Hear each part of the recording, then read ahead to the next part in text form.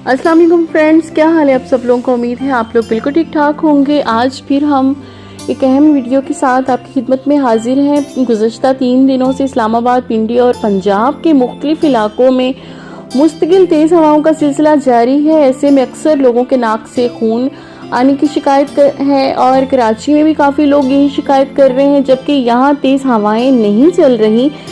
बताया जा रहा है कि हवा में नमी की कमी और हवा में आलूदगी इस कदर बढ़ गई है कि तेज़ हवाएं या गर्म खुश्क मौसम की वजह से बहुत से लोगों के नाक से खून आ रहा है। ऐसे में शहरी चेहरे पर जो है मास्क या गीला रुमाल ज़रूर लगाएं। बहुत ज़्यादा पानी पीजिए, बल्कि ज़बरदस्ती पीजिए। आपका नहीं भी जी चाह रहा फिर भी पानी पिए। बेहतर है कि मास्क का इस्तेमाल जो है ना वो मुसलसल जारी रखें। रात सोते वक्त भी नाक में आपने जैतून या सरसों का ऑयल ज़रूर लगाना है, या आप वैसलीन लगा सकते हैं। नाक को चिकना रखना है काइंडली, ताकि इसकी जो शरियाने हैं, बारीक वेन्स हैं, वो फटे नहीं।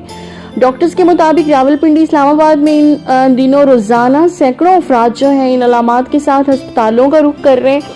इस वक्त इस्लामाबाद शहर की फिजा में नमी का तनासब जो है इंतहाई खतरनाक हद तक कम हो गया है, जिसकी वजह से होंठ फट रहे हैं, नाक और गले में खून आने और सांस रुकने की जो शिकायत है वो बहुत आम हो रही है। डॉक्टर्स के मुताबिक इसका हल बहुत सादा है।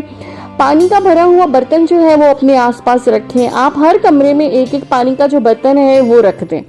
होंठों और नाक में आप ग्लिसरीन लगाते रहें। पानी का ज़्यादा से ज़्यादा इस्तेमाल करें। तकलीफ दी सांस आने की सूरत में आप स्टीम लें। गर्म पानी से नहाना भी मुफीद है। चंद दिनों में आबो हवा में बेहतरी इंशाल्लाह हो जाएगी। तब तक आपने ये एहतियात जारी रखनी है। फिजा में नमी की वजह से जो पहले वायरस के मरीज़ हैं उनको बढ़ावा मिल रहा है इसमें, इसलिए इनके पास भी पानी का बर्तन ज़रूर रखें। अपना बहुत सारा ख्याल रखें और डरने की बिल्कुल भी ज़रूरत नहीं है।